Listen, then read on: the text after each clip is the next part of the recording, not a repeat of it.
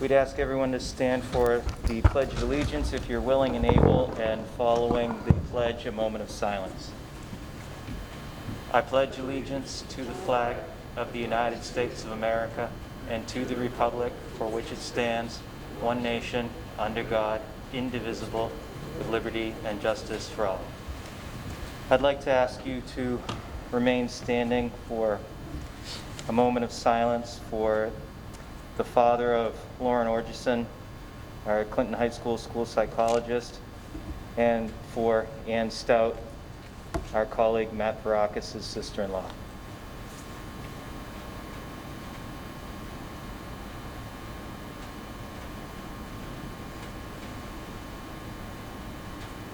Thank you.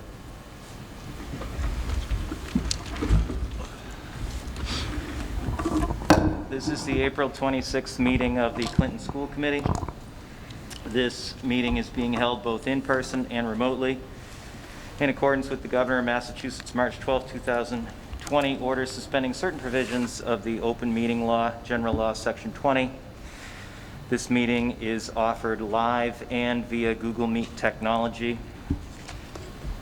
Can we have a motion to approve the bills?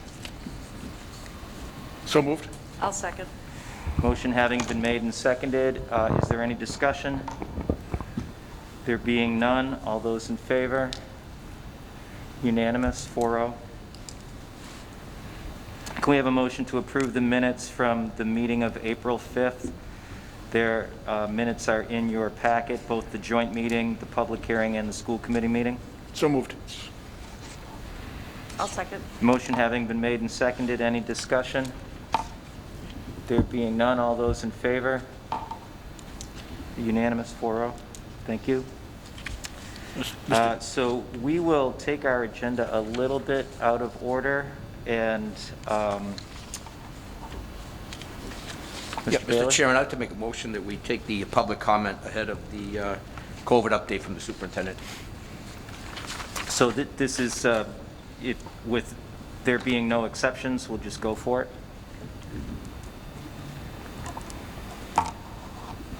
Yep. Okay, so we have representatives here from our first team, 126, from Clinton High School. And actually, if you want to stand there, the microphones will pick you up. Welcome. We're here today to ask for your support in co-signing a letter of support to send from Representative Joel Point to co-sign House Bill 8700, Act to establish elementary post-secondary funding for a lot of people. Yeah, so this grant would allow the high school robotics team and the FLL teams at the middle school to apply for grant money in order to sustain our teams. You guys would have to pay a single dollar towards it. We just hope that you would consider supporting it. Are there any questions for our Gale Force members? I just add, you should have all received a copy of the letter that they're referring to as an insert in your packet. Also, just a little bit of information on that House bill. A sponsored robotics club or established robotics program would be eligible for a $15,000 grant for a first robotics competition team. So this is something that would potentially allow our established first team to apply and receive $15,000 in funding. And as we know, first is very expensive, and we've been only able to be so successful with it because of our strong partnership with NIPRO and now J-Bill. So, this would be just hopefully help ease some of that burden. Any other questions? So I'm just wondering, would Gale Force have a part, would your team actually have a part of any of the other teams? Is it totally separate between schools as far as there'd be like a separate advisor for it? And Yeah, so our team already has the 2 school advisors, so I think on that front we'll be all set. But this would just allow our team, and like if we wanted to include the FLL teams in that as well, to apply to the state in order to receive that money. okay. Yeah. And it would just pretty much be what Gale Force does, just at a more age-appropriate level. No, this would actually be, sorry, go ahead. Just, it would actually be funding for the existing Gale Force. It would be subsidizing the current program. Oh, okay, okay. And this is,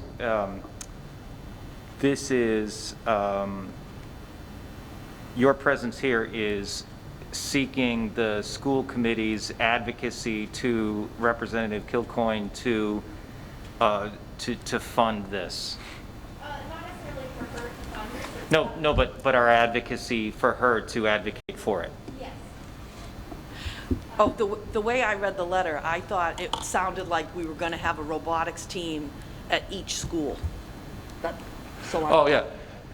And that's possible too. Yeah, I mean, we have some of the, we already had some of the, we've had some first Lego League teams and those types of things in the Lego League teams in the middle school. And those teams would also be eligible for some lesser levels of funding. Yeah, so this is funding for every year from now on, right? So it doesn't have an end time for the amount of money. Rugby teams will get $18,000. Veterans team like us will get 15. In addition to that, we get funding for the Lego League, which some years we participate on, some years we don't. That's not a lot of money because $300 for registration, plus a little bit of materials, so you're spending about $700 per team. It's not a lot of money, but it's money that we don't have to go seek. We don't have to go ask for more. We can come back over here and ask we're in trouble.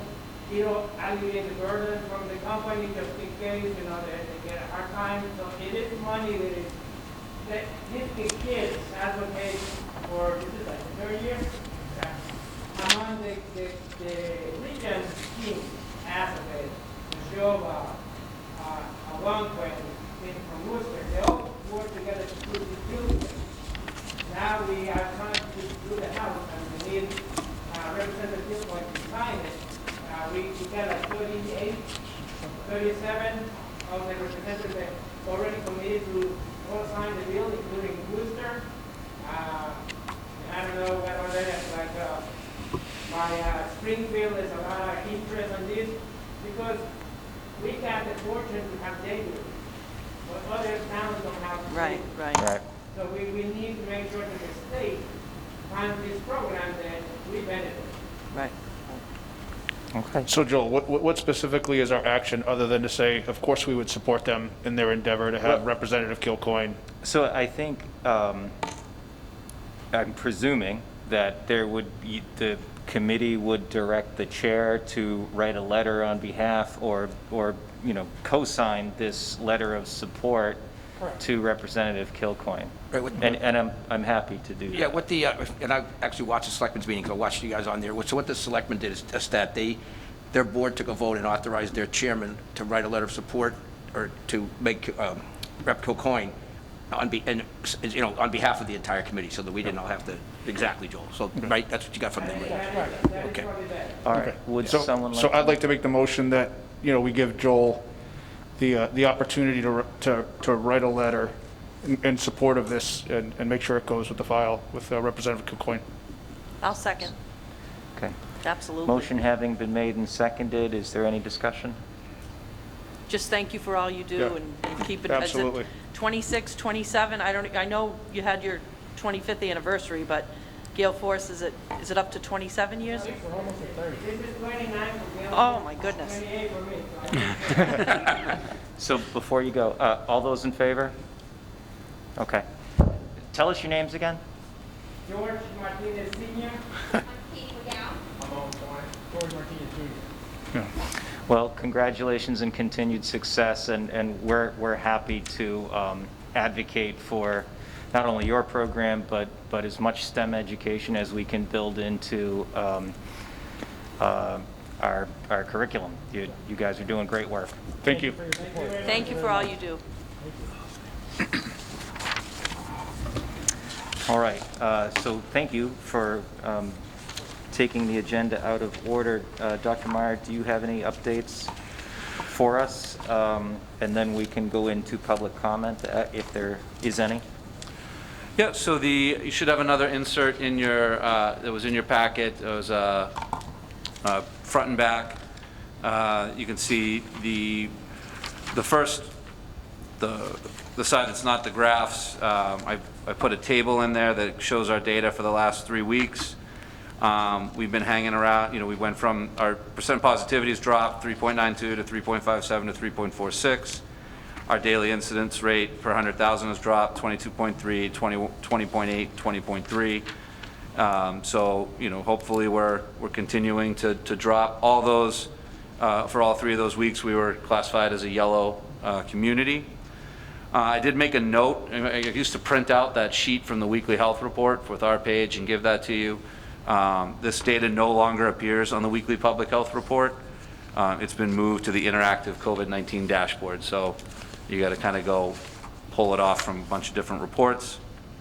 But we are, staying pretty stable. I know there's some concern of could there be a little uptick for the next couple weeks after the, after April vacation, but so far so good. Hopefully we'll be okay with that. Close contacts, there's an update that came from the DESE on close contacts. Basically it's saying that if you are on a bus, if you're in a classroom or on a bus while both individuals were masked, you do not have to quarantine unless you are within 3 feet of distance for a total of 15 minutes during the period. And so I think that's kind of, as they really changed the guidance to say we could have that 3-foot spacing in the classrooms, they tried to look at the data and they've adjusted the close contact only for those kind of controlled circumstances. They were clear that it says there it does not apply to things outside of those controlled circumstances. And one more update that the USDA has issued waivers extending free meals and some of the flexibility regarding how we serve meals through June 2022. So those are my COVID updates. On the back of the sheet you can see the graph. Like I said, we're hanging pretty steady there. Any questions for Dr. Meyer from the board? No? All right, so do we have any public comment here tonight? Does not appear so. Do we have any online? Is there any public comment in the chat? If anyone wants to public comment in the chat, now would be the time to do so.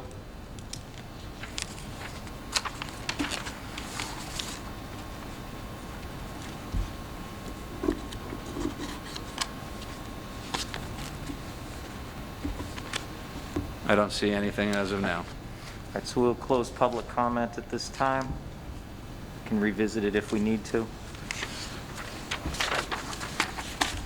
And Dr. Meyer. All right, so the first item is we have a retirement. Rose Solar has given us her letter of retirement. She's a guidance counselor at Clinton High School. She writes, "Thank you for the opportunity to serve the students and families at Clinton High School for the past 15 years. It's with mixed emotions I submit my resignation for June 30th, 2020, as it's time for me to retire. For my very first day, I was warmly welcomed and treated like family. I knew Clinton High School was where I belong. It's been joyful for me to be a part of so many young people's lives, and I hope I've contributed to our students' growth and success along the way. They've taught me so much, and for this I am very grateful. I've been blessed to work with the wonderful CHS staff and will miss them very much. This dedicated and connected group of educators work tirelessly for the good of all students and have always been there to support the mission of the counseling department. A lot has changed in the past 15 years. College applications went from computers. We could hold meetings with students and families, and now we can hold meetings with students and families online. Who would have thought I'd grow to love my Chromebook? I'll miss our students very much and hold them in my heart forever. I'll forever be a Clinton Gale. Sincerely, Rose Solar." Mary, please wish her well in her retirement and thank her from us for her service to the town of Clinton and to the children. And as always, we'll plan some sort of recognition ceremony either for in June or over the summer, depending on the where we are. Now we have some exciting news. Yep. Very exciting news, in addition to... So our next topic here is the MSBA, which stands for the Massachusetts School Building Authority. We received a letter on April 14th. Basically, it was addressed to Town Administrator Mike Ward. It says, "I'm pleased to report that the Massachusetts School Building Authority Board of Directors has voted to invite the statement of interest for the Clinton Middle School in the town of Clinton into the MSBA's eligibility period." So that's the first step, is being invited into eligibility period. It's the first step in basically, what I want to say is addressing the facility needs at the middle school. And it's a comprehensive process. There's a lot of pages in your packet here. If you look at kind of like the third page, kind of gives sort of a time frame. Our eligibility period commences on June 1st. So that's when we would start our official work with the MSBA. We have to do some certain steps, an initial compliance certification. That's basically just us saying that we, mostly that we abide by procurement laws and those types of things. We have to form a school building committee.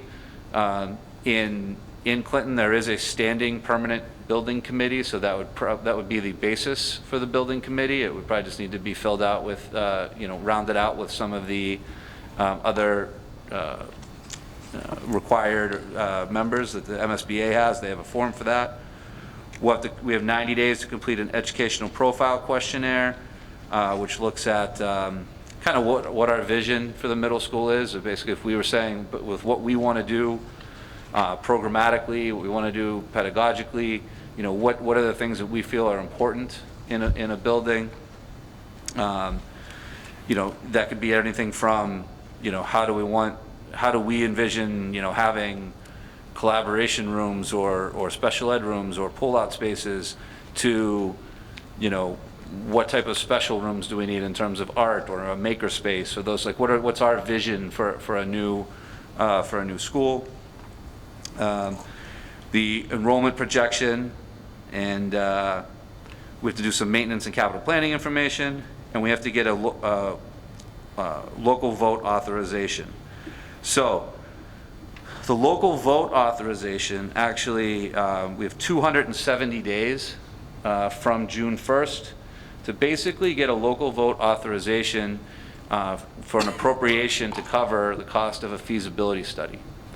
And what the feasibility study would look at, we would define the scope of the feasibility study, and it would essentially look at what are the best options. It would look at things like, what's the current condition of the middle school?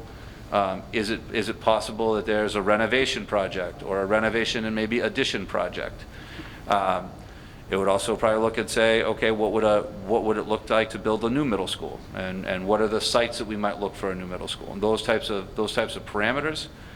And we would need to get, so one of the there's basically two main votes you need by the town in this process. The first one is this local vote authorization for the feasibility study itself, to review those options. The second one would come a couple years from now, most likely, where we would be looking at what did that feasibility study yield, and trying to say, what is the option we now want to pursue from that feasibility study. So that's sort of where we are right now. One of the things that we have, our eligibility period commences June 1st. Our town meeting this year, I believe, is June 7th, 6th, something like that first Monday. Yep. So It's the 7th. So one of the options is to look at trying to get a warrant article to secure the appropriation for a feasibility study, essentially now. And that way it would eliminate the need for any type of special town meeting within the 270-day time frame. I think it's worth us trying that. If for some reason, it didn't pass, that just means that's a signal to us that we need to do, our job of kind of educating the community and going through this process, explaining what it means, and then we would have another opportunity to try at a special town meeting further down the road once we've kind of gone through more of the process. There's some more more documents in here. I gave you kind of the eligibility period overview.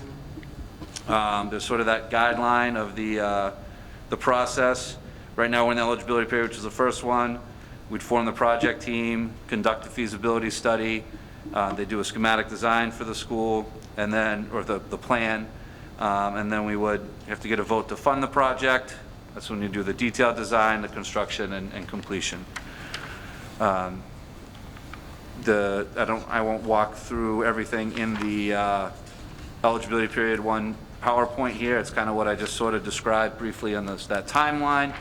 This was there was a meeting. So the board met on the 14th, and then on the 15th, there was a meeting that we were able to attend, where they walked us through this PowerPoint on sort of what the eligibility period looks like. We were able to meet our MSBA liaison at that meeting. We figured out who we will be working with. And I think our follow-up meeting is somewhere around May 10th, I think she said, was going to be the next meeting with our liaison to kind of walk through the next steps. At the end of this PowerPoint, there is some draft language for an article.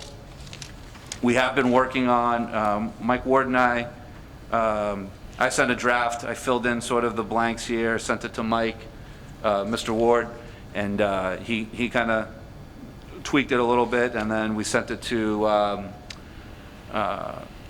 Attorney Gibbons, Town Council, to review it, and then hopefully once we have his review, we would send it to the MSBA, because they like to review the language before we vote on it, because they don't want us to have to go back and re-vote something because we had the language wasn't exact. When you talk about how much money does a feasibility study cost, it's hard to tell at this point. They did give us some samples of what similar projects cost. I'd say most of those, a lot of those were in the $800,000, $850,000 range. There were a few outliers that were more like $1.5 million for the feasibility study. But what they said is the feasibility study really, the cost of it depends on the scope, right? The broader the scope you have, the more it costs. So if you're a town that is looking at, multiple locations and different areas where you might want to put a new building, that's going to add costs as they survey those areas and look at the ability for that to be buildable and feasible, as opposed to, if we're restricting it more to, we'd ideally like the middle school to stay on this campus, right? So, right now I've kind of asked, I would suggest $1 million as sort of a placeholder, because I think with, by the time we would get to this phase to get invited in would probably be in another year. Figure the cost of most things go up, so if the most recent projects that have been done are more like the 850,000, that could be more up to, somewhere in the 900,000s by the time we get there. I would say too, though, it's also, the way it's been explained to me and my experience with it is it's a proactive investment in the, in the final product as well, because you're, at the same time, you're also identifying all of these things that cost time and money that you've already identified through this process. And ultimately, the cost of the feasibility study is reimbursable, right, through your whole project. So although we have to appropriate an amount for the entire feasibility study, if we follow through with the process and we end up, doing a project, whether that project's a renovation, whether that project's an addition, whether that project is a new school, that this feasibility study that started it all would be reimbursable at that rate. What our rate is, we don't know yet. We asked. If I had to make a guess, I would say it's going to be somewhere in around 70%. That would be my guess. It can go up to as high as 80, but I would think we're going to be somewhere in the 70s. But it could be wrong. That's kind of just a guess based on kind of my experience and sort of, if I look at different formulas for Title I and how we compare to other districts, I think that's about where we would be. We'll get more information on, how we can calculate that and project that probably at our May 10th meeting.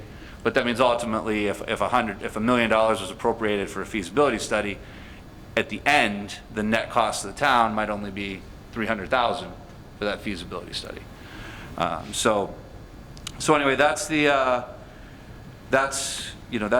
I know that the selectmen have, at least some of the selectmen I know have reached out to Mr. Ward about making sure that there's a placeholder for the this MSBA warrant article on the warrant for the town meeting in June. I talked to Mr. Ward today. I know, like I said, he's working on the language, working on that. But I just figured before we just start putting warrant articles on, we should have the opportunity for the school committee to weigh in on it and probably make a motion to say, yes, let's pursue this warrant article. Yeah. So let's see if we have a motion first, and then we can discuss it after. Would someone like to make a motion to how do we want to phrase this? To work with the select board to add a warrant article for a feasibility study to the town meeting. It's badly said. So, It gets the point across. So. okay. I'll make that motion. Okay. Second. Motion having been made and seconded, discussion or questions? So the list of required documents, there's no issue. The We feel deliverables? confident? Yeah, Yeah. we feel confident with the dates and, That's my question as well. Do we have enough time between now and 30 days is the first one for an initial. yeah? Yeah, so the initial compliance is pretty easy. I mean, that's pretty much, it's essentially a statement that you're following all the procurement laws and all those things. So as long as and that we agree that during this process, we're going to do that. So that one should be fine. They'll walk us through that. Like I said, the building committee, I think, should be fairly easy because we do have a permanent building committee in place. So, if that was a wide open process, that might be a little bit more tricky, but the fact that most of that committee, I think, is already, it's already an appointed, established committee. We'll be filling in kind of the other slots, and some of those are fairly prescribed. So they have a process for that. Probably the hardest one for us is going to be the educational profile questionnaire. And the only part that's a little bit tricky about that is it's August 30th is when it's required. And that is usually a process that you want to make sure you're getting some staff feedback and input and community feedback and input. And since a lot of that 90 days is going to be Part of the summer. over the summer, right? So I think it just means we're going to have to probably do our homework. So before we kind of lose our faculty at the end of June, we have some opportunities to get some input, and hopefully, maybe electronically we can get a lot done now. So hopefully we can have some, maybe some virtual meetings or whatever we need to do over the summer to kind of, look at some drafts and kind of get some feedback on that, or feedback from specific individuals. There might be areas that we ask for more input, because if we're talking about, what is our view for, what do we feel our educational vision is for the art room?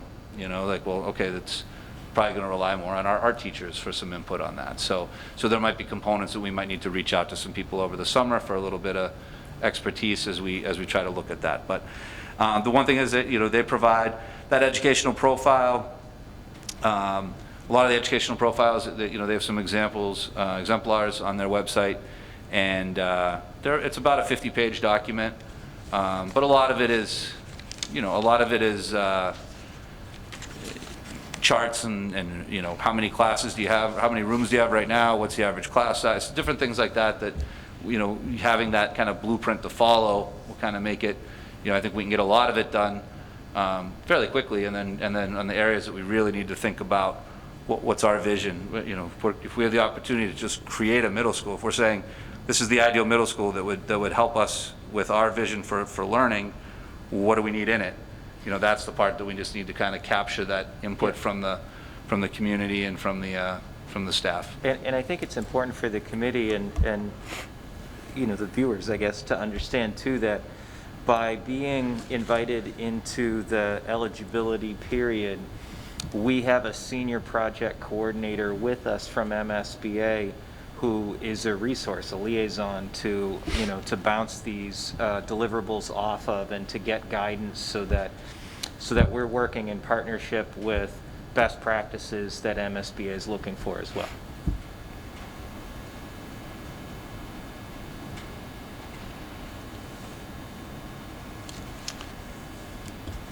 So I guess, yeah, I think we can questions or- pull. No, it. I would just say, I'm reading the bottom here, and it basically says, if districts have concerns about meeting any of the deadlines or timelines, please notify the MSBA by June 1st. MSBA will require districts that are unable to complete preliminary requirements basically to reapply, to withdraw their SOI and then reapply. So, I mean, I think in a lot of ways, we've been invited in, and whatever we need to do to get it done is probably what we need to do. If we intend on trying to build a school, because we know how hard it was for them to actually approve said projects at 15 out of the 95 that wanted to apply, and we've been invited into a very select few. Yeah. So I would say we've been waiting on this for 3 years. We knew it was coming, and whatever we need to do to make it happen, if we're truly in favor of it, then we kind of need to make it happen. It would be my take. Yeah.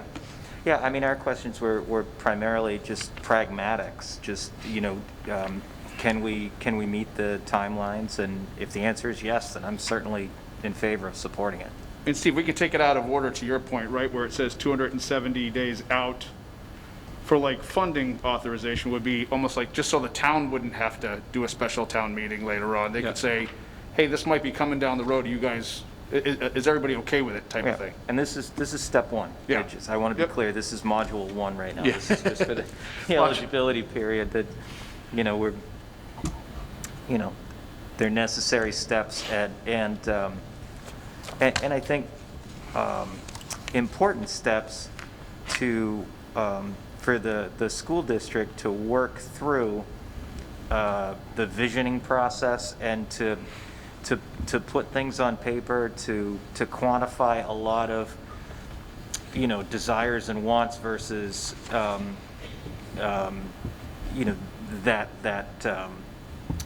sort of move the broader thinking into, start to narrow that in a little bit. And so, it's a good process. MSBA,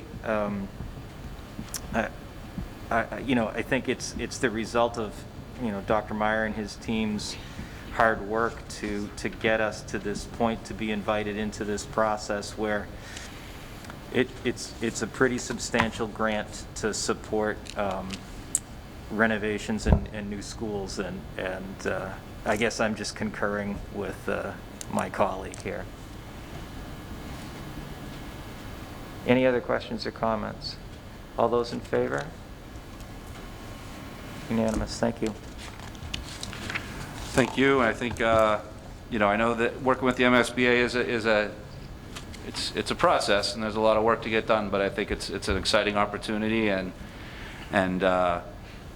if you can address your facility that's going to serve you then for another 50 years, and you can do it for 30 cents on the dollar, it's a great opportunity to do that.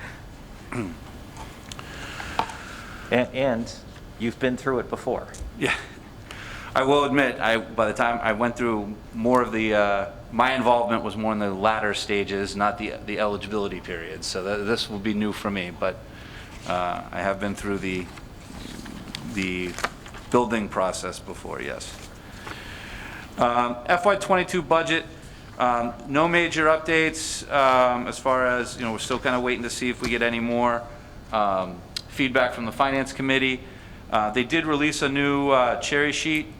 I think the House, it was the House Ways and Means cherry sheet. So if you look at that, as far as educational receipts, the Chapter 70 went up about another $80,000 or something like that, $82,000.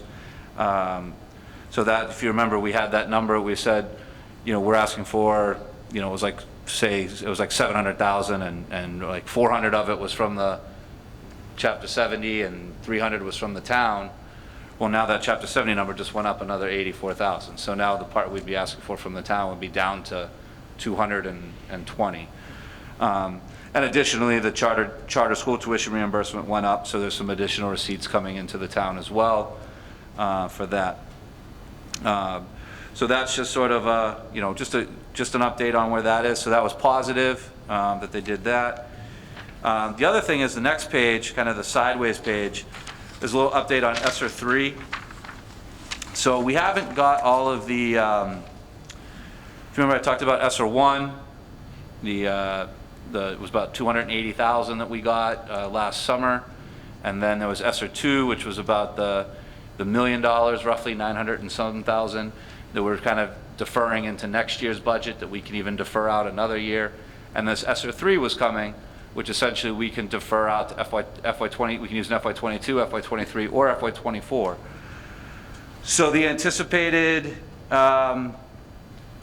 amount for ESSER 3 for us, our estimate for Clinton is $2,128,811. Now, the one thing I'd say about the only restriction we know on that right now is that 20% has to be used to address learning loss. So that means, we're going to have about $400,000 that we're going to have to look and say, how are we using that money to specifically address learning loss? And then if you combine that with the ESSER 2, because we haven't used either of those grants, you sit there and you say, we've got about $3 million there in grant funding that we can use over the next 3 fiscal years. And we've got it. And then part of the other things with that we can do is you can do some capital projects with that in terms of things more like, upgrading your HVAC systems and those types of things that you might need to do. So I think that's something we'd probably try to look at, particularly at the high school and the elementary school, saying, when you have this, can we get those systems, basically back to new, and try to do that. I think the other thing that's very promising, though, if you look at the top line there, that's the town of Clinton's allocation. So the town of Clinton, out of the third stimulus bill package, the ARP, town of Clinton will be receiving $4,096,391 as well. So you're talking that ARP that was passed, that act that did the most recent round of stimulus checks, basically that's bringing, over $6 million into the town that can be used to address these needs over the next 3 years. So I think we're, hopefully we can get some things crossed off the list using that money wisely, and try to get some of those bigger ticket or one-time items, as well as trying to sustain some of the jumpstart some of the improvements we want to make that hopefully we can sustain long-term through the Student Opportunity Act. So, one more, update on the Student Opportunity Act. On April 21st, I received notification. We had applied for a grant for the Student Opportunity Act evidence-based programs. We were eligible for basically how they didn't really fund Student Opportunity Act this past year. So they had this competitive grant you could apply to. We were awarded $83,000 to help us with those programs. 77,000 of that was allocated essentially to reading and literacy resources for our early literacy program, so we can get more resources. And 6,000 was allocated towards our early college program at the high school, and that'll be for a summer program to start doing some summer work and summer recruiting for early college. So, and we were able to get that. Actually, we got notified of it the 21st, and I entered it in Ed Grants, and it got approved today. So we should be all set with that. Spring sports update. So Athletic Director Smith has put his spring sports update in here. It includes the protocols. We've stayed in the yellow. We said we didn't really need to vote on it since we're in the yellow. Spring sports were starting today. I think I saw the tennis team actually going out for a run earlier today when I was over at the middle school. So far so good. I think the I know the fall 2 season, or whatever, the floating season we just had, we got off to a kind of a concerning start, I guess, when we had to sort of postpone the very first game of the season, but we were able to finish that out without incident. So good job to all those coaches and athletes. We were able to get another successful season completed, and to Athletic Director Smith, and hopefully we're looking forward to the spring. So I don't know if anyone has any questions on the... Steve, I don't have any questions. I guess a question and comment. If I'm reading here correctly, in dating back to winter sports as well, once tryouts are complete, rosters are assigned, there'll be no JV to varsity, varsity down to JV, JV down to freshman, like. Right, I mean, I think... Based upon this, it's saying they're their own separate cohorts, they stay separate. Yeah, and I think based on the, kind of similar to the winter too. I mean, if there was an injury or something necessitated like a change, we could make a change, but it's not going to be, we're calling up this guy today just to get him some at-bats, or we're calling this kid up, so it won't be as fluid as it might have been in the past. I know that there will be, I think we've secured Fuller Field. I think Athletic Director Smith secured Fuller Field, so we would have the varsity field, Fuller Field, and the middle school field. So we'd have 3 separate practice fields that each team would practice independently. And we would have the middle school softball diamond, the varsity softball diamond, and the softball diamond back here for the JV's team, so that each of those teams have a field that they can practice on.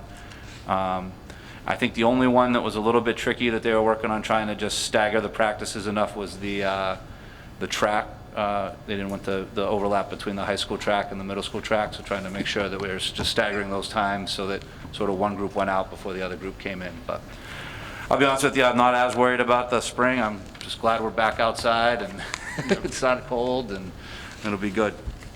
Steve, or Joel, Steve, I just, you talked about Smitty and the work he did.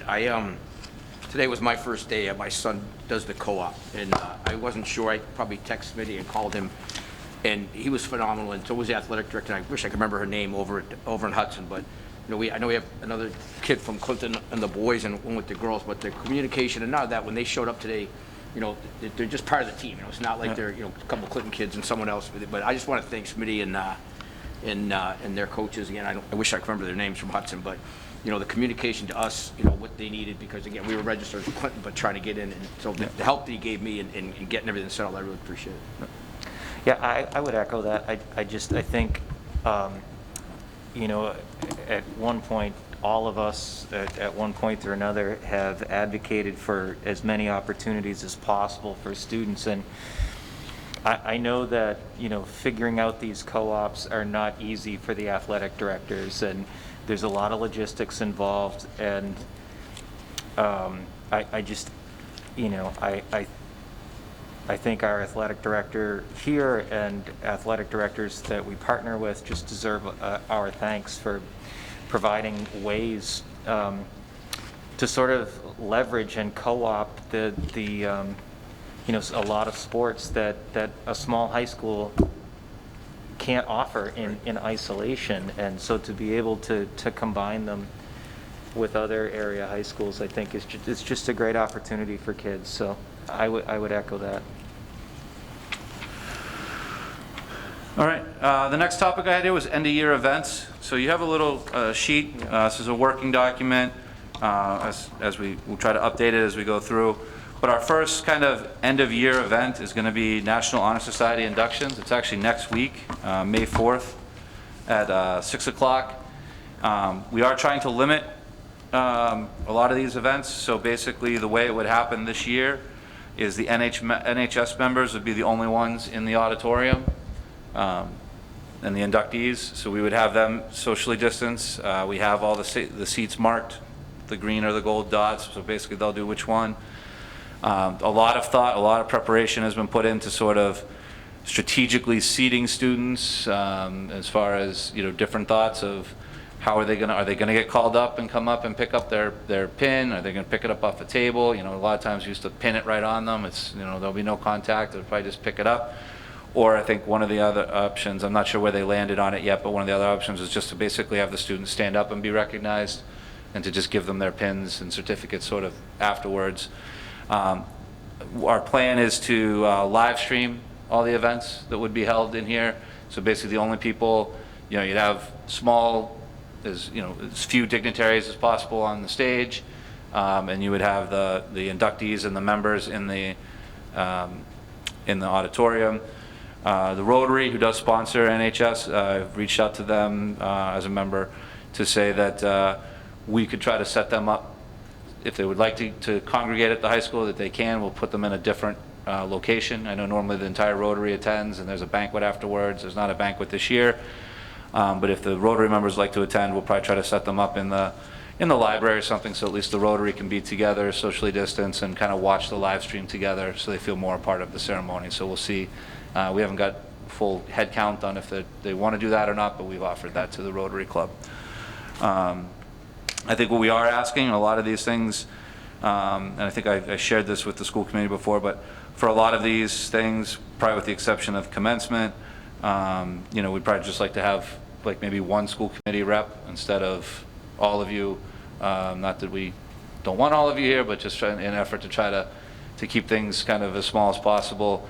And obviously everyone can watch it on the live stream if they want. So we can think about, who wants to attend what event, and we don't have to, I don't know if we have to hash it out right now, but, it's one of those things that you guys can maybe talk about, or we can get something, an email going, just so you guys can figure it out.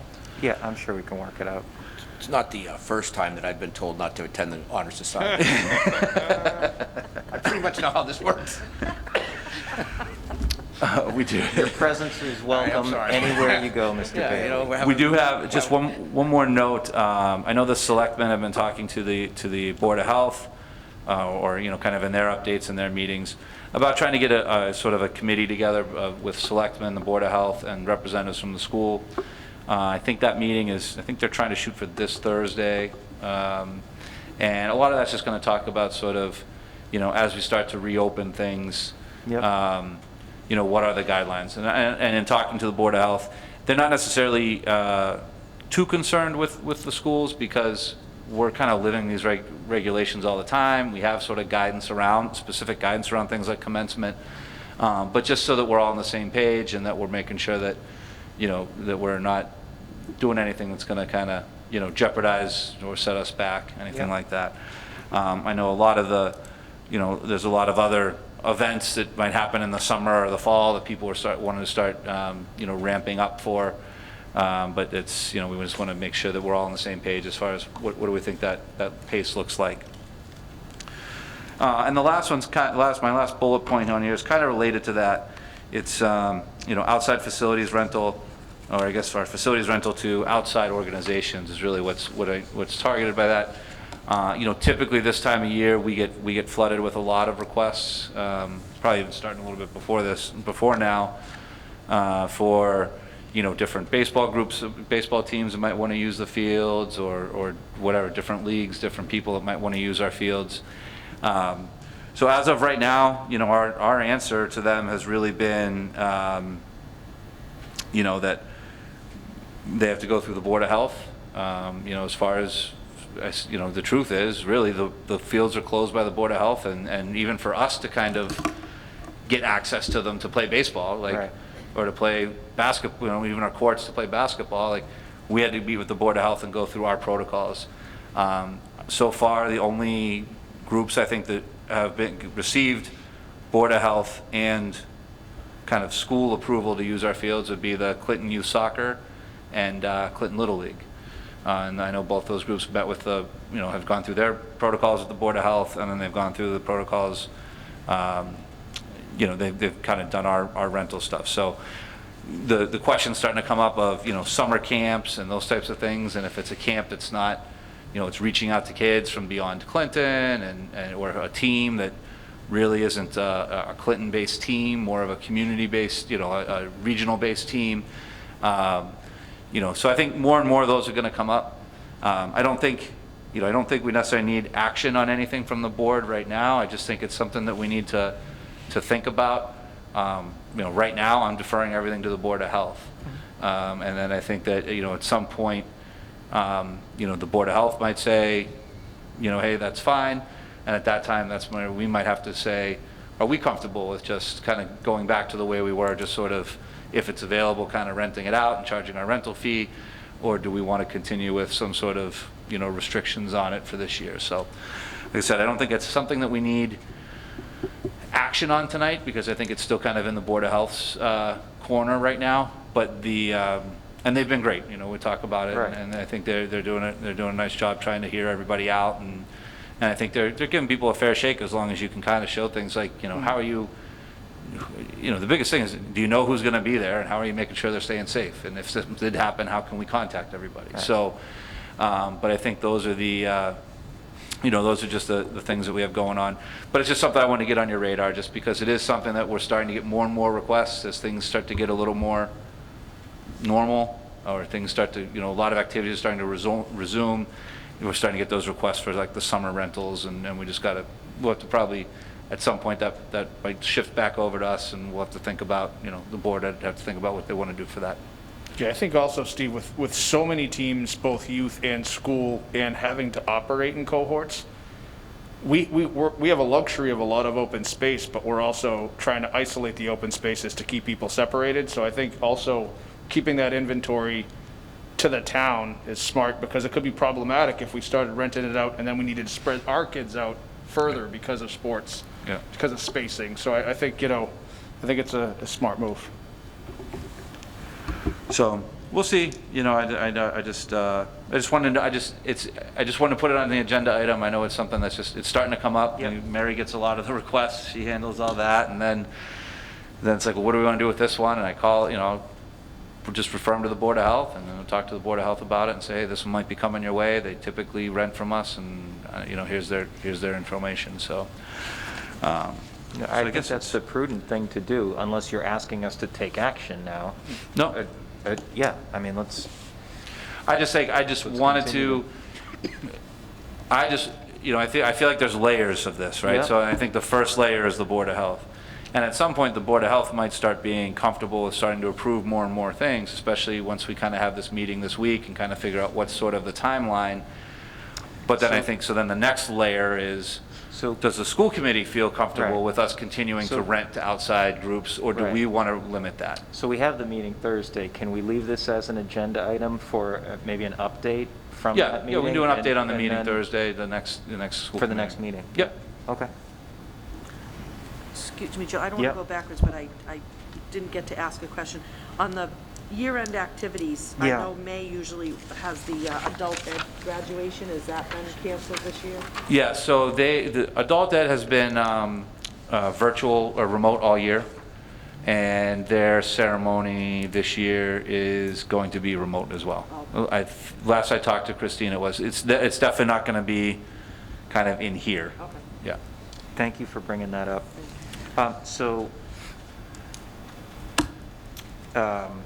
If you get a sense from the different organizations, these different events, whether they're virtual, whether they're in person, then we can sort of hash out who's going to which one. Yep, okay. I'm sure we'd all like to go to all of them, but we're also happy to respect the protocols. And So I think that's the end of my Okay. report. do we have anything new under advisory committees? Nope. No, the marketing committee meets this week. Okay, Wednesdays. great. Thank you. So does the negotiation meets this week too, tomorrow, I think. Negotiations meets this week as well. Yeah, tomorrow. Okay. Anything under old business? Wait, real quick, Rod, Oh, so I'm quick, sorry. Matt. No, because you said the safety committee, what is that, Thursday? No, safety got pushed out. Steve sent an email that we're Oh, yeah, that's right, I did rescheduling. read, never mind, I did read. Yep. Yeah, But- safety was tomorrow, but we're going to cancel that because I have a commissioners meeting, so we'll see what, I did as get that. normal, we have no agenda for that meeting, so we'll see what he throws at us tomorrow, and we'll go from there. I got that. And then the meeting on Thursday is the one with the Selectmen and Board of Health, and Oh, I can yeah. update you guys Okay, after that's- that. Yep. Just get, Yep. all right. Okay. Anything under old business? Boy. Anything under new business? So I will say under new business, I was happy to represent the school committee This past week, the town of Clinton received a Green Communities Grant Award. It's been an initiative of Select Board Chair Kerrigan and Mr. Ward, and it's a partnership with the DOER, with the to bring resources to the community to help reduce carbon footprints and get to, ideally a net zero kind of environment in our municipal buildings. So you'll recall that the schools, under Dr. Meyer, we've already taken some of these initiatives with replacing with LED lights and those kinds of things, and we'll see as this unfolds what opportunities will be there for the schools, but it's exciting, Clinton, to join the green communities. I do know that there are some additional reimbursement points for the MSBA that you can get for basically green initiatives in your project, and a lot of that involves different policies and things you'd have to pass. So some of this might be a good jump start for trying to earn those points too as we go along. So that's what I have under new business. Anything else? Just a quick comment, Joel. Just wanted to say thank you to Dr. Meyer, Athletic Director Smith, Mr. Farragher from Facilities, DMH, I think. You guys did a phenomenal job again, right? We had some weather. Football got pushed to the end of the season. We got a couple of home games. Again, I've watched a few of them on TV, and the streaming and the equipment that we set up across the street, the experience is it's the best experience that's in the pod.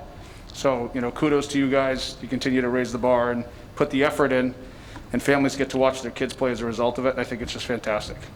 I'd say our Director of Technology, Chris Tahan, did a lot of work trying to get the the internet out there so we could stream it hardwired, and Paul Morrison, Awesome. did a lot to make sure. I think we ordered some different equipment so we could have some kind of remote HD stuff, and it was, so I know a lot was going in there, and it was, one of the games got moved to Saturday, and everyone breathed a sigh of relief because it was another day to try to test the stuff. No, they did an awesome job. Really, Yeah. really well done. Yeah, from the broadcast team to the people behind the scenes, it is entertaining. Anything else on a new business? Are we going into executive session? I'd say we can, because we have a meeting scheduled. I think it'll be very, very brief, Okay. but I think it's probably worth it just giving you a quick update. Okay. Under Chapter 30A, Section 21 of Massachusetts General Law, Open Meeting Law, the committee will enter into executive session to discuss contract negotiations with the instructional assistants. The committee will not reconvene. This requires a voice vote. What say you? Joel Bates, aye. Matt Farrakis, aye. Tina Zapanthas, aye. Brendan Bailey, aye. We stand adjourned. Thank you, everyone.